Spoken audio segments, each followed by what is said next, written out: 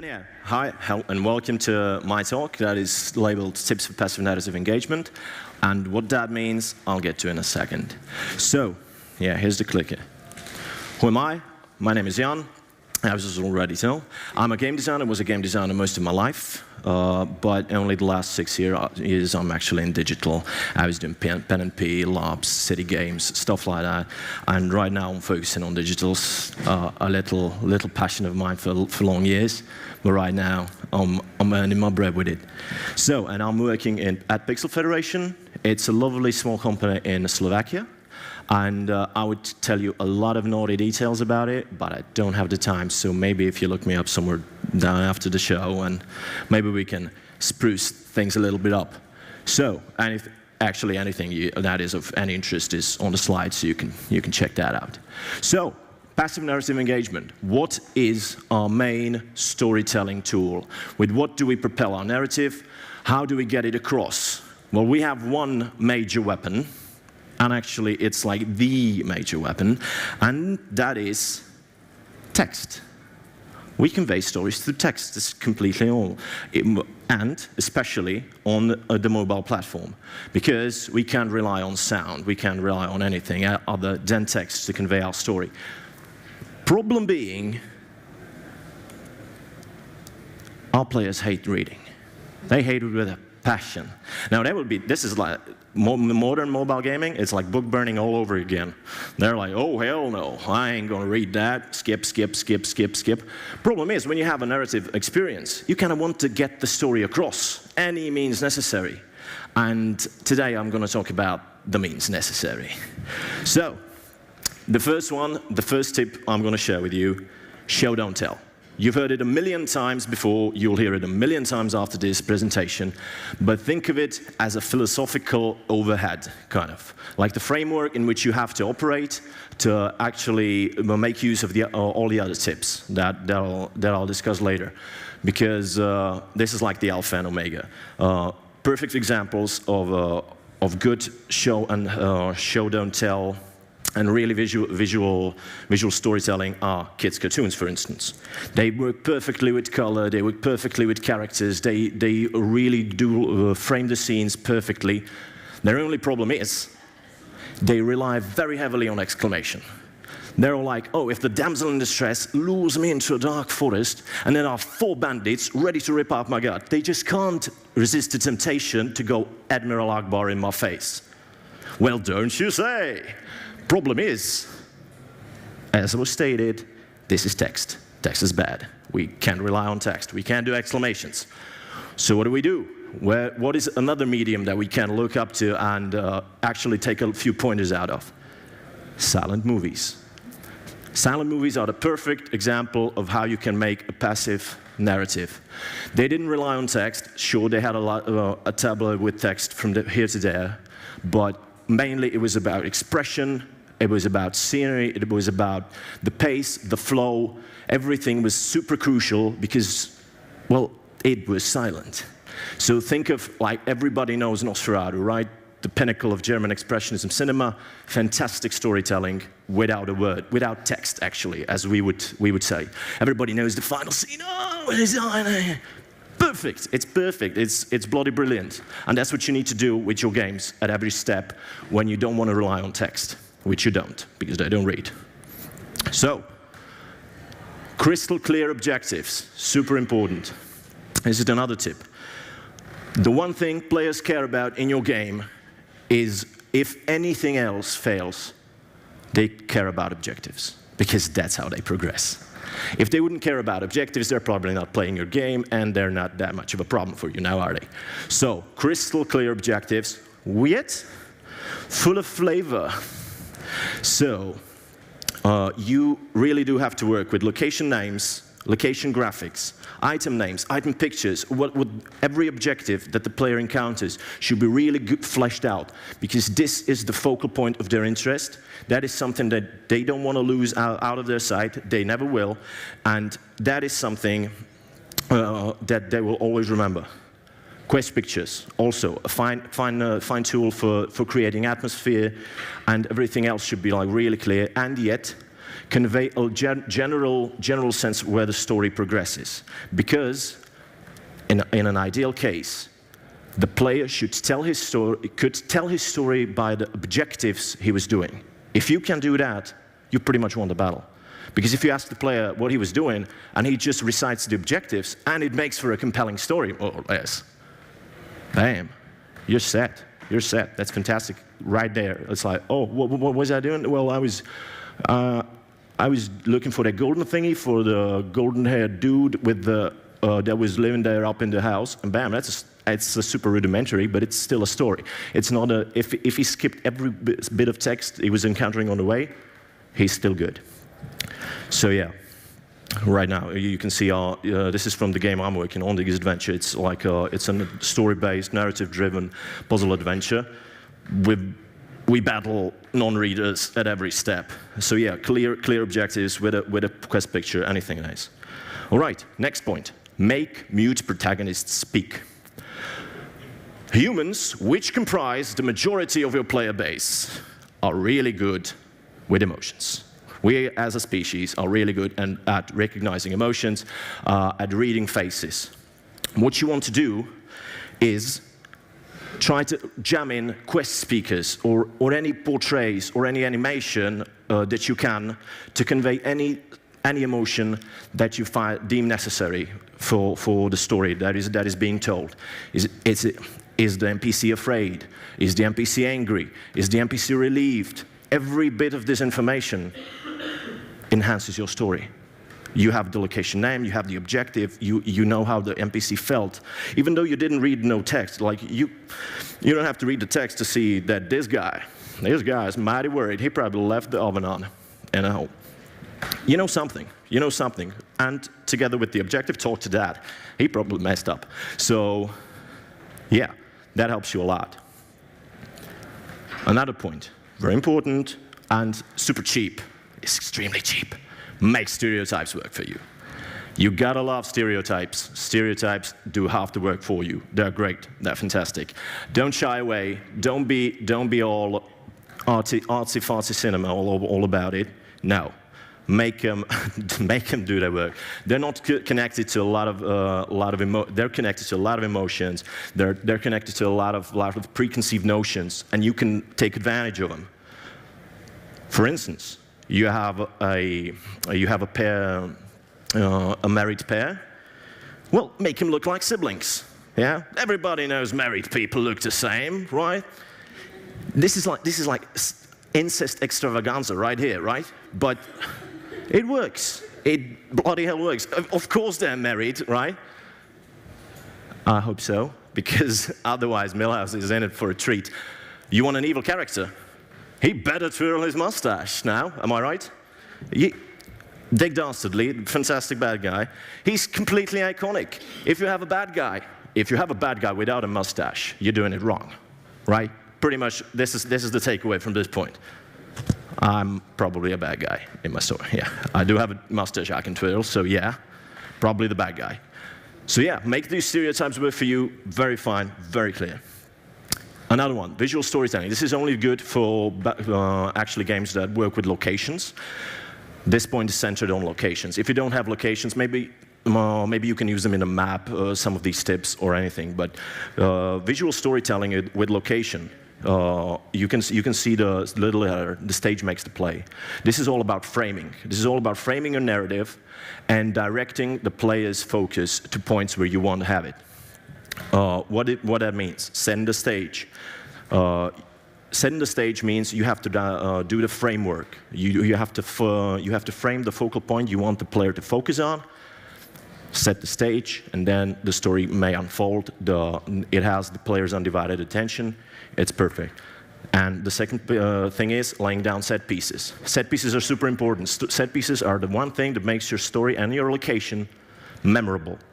Nobody will remember the third dark forest he was in, but, for instance, everybody will remember a bloody giant ghost ship somewhere in the docks with undeads. Ooh, well, yeah. Yeah, I was there. I don't know what went on. I wasn't reading. But that was a giant ship. Man, that was nasty. Good. you conveyed something, he remembers something, he takes it along, together with all the other stuff I'm talking about. He's piecing together a story even without his knowing. He's completely passively engaging in your story without him even knowing, because he's skipping through the text. No, just not text, anything else. Not text. But here, he knew where he was. He's got a pretty clear idea. Next point, slow story progression. This is controversial, but I would say slow story progression works in your favor in these moments, because, as we said, the player is not that engaged, he's not reading. But it is important for you, as the designer and as the narrator, that the player has at least a general sense of where he is in the story. The story can be long, drawn out, like the final season of Friends, right? Or How I Met Your Mother, right? Super drawn out, but you have a general feeling. You skipped out 3 episodes, nobody cares. You're still at the same place, pretty much. And this is exactly the principle with this. You have a long, drawn out story, the player vaguely knows where he is, but the important thing is that the player, very slow, the player should be able to wrap up a story beat, like a mini session or an episode of the series, ideally in one session. Because you want to leave him with a sense of story progress. That is absolutely crucial. You can't overdo it. You can't overdo slow story progression, because then he's like, yeah, no, nothing's happening. So you want to divide the big story arc into little pieces and then wrap them up one by one. All right, another easy point, just a tip, as I'd say. Only one change of size allowed. Mustaches all over again, right? So, you know what happened. He turned evil, he turned rogue, that's clear. Use visualization, spontaneous mustache growth, perfect, works every time, like a charm. And, but he may even join the good side. But if the player is not reading, it's super bad to change sides more often, because then he gets confused. Don't confuse him. One change of size is pretty much the tops you can get away with without reading, and only with graphical communication. Cinematics. Everybody loves cinematics. Now, everybody hates cinematics, but they're super crucial, because cinematics forcibly focus the player on extra player dynamics. Super smart, right? Nobody knows what that means, not even me. That means you can do stuff that the player cannot.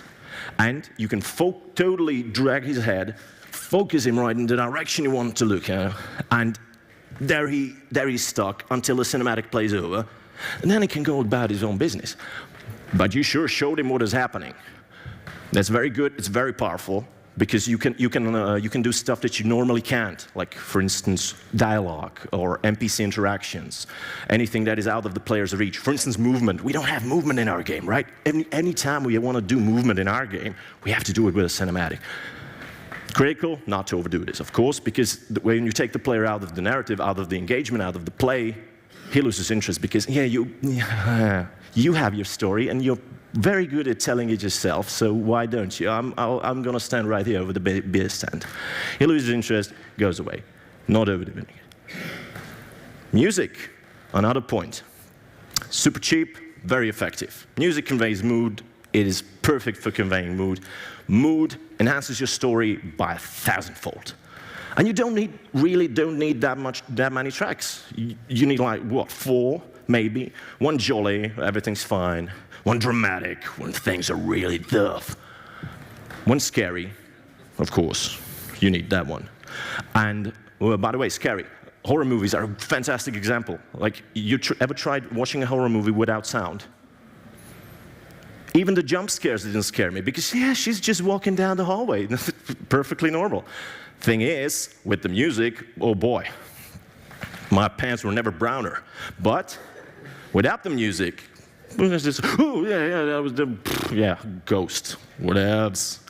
So that's the perfect example of how you can work with music to your advantage. It's fantastic. And, like, you need a couple of tracks, lay down the atmosphere, and together with all the other points, you're puzzling it down for the player. He, as said, he isn't reading, he doesn't care, but he pretty much knows the atmosphere, he knows the feelings, he knows what he's supposed to do, he knows how it looks, he knows where to look.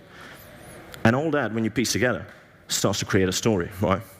Music is like fantastic, fantastic, fantastic tool. So use it well. And the final point, the final tip, are dirty tricks.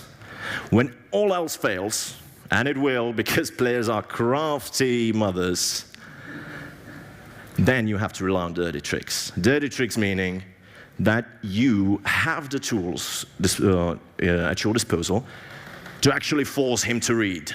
Oh yes, they hate it. They hate it super, super much, but from time to time you have to do it.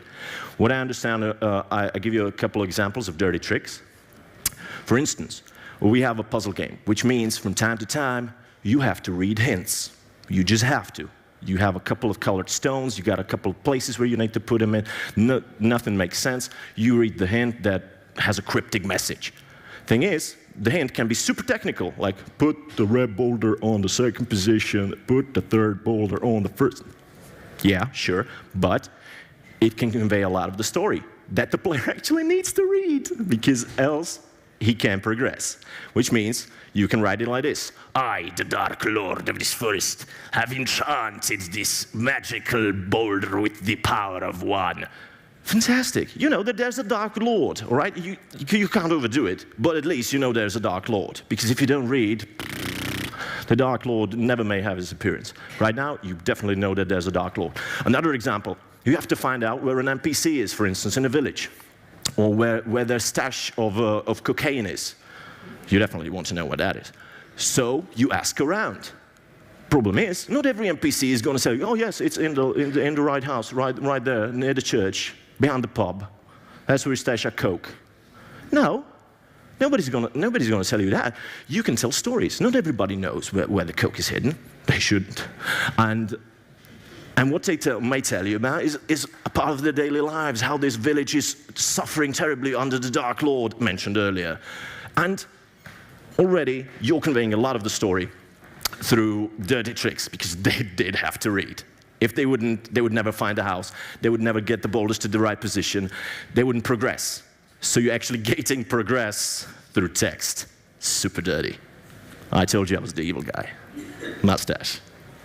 So, all right, and those are my 10 tips, kind of for passive narrative engagement. I went through them in a hurry. All of them can be explained in much further detail. So, and that means I will twirl my evil mustache and thank you for your undivided attention.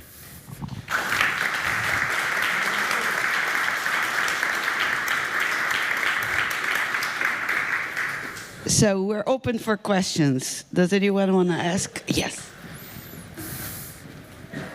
And be careful what you ask. He's funny.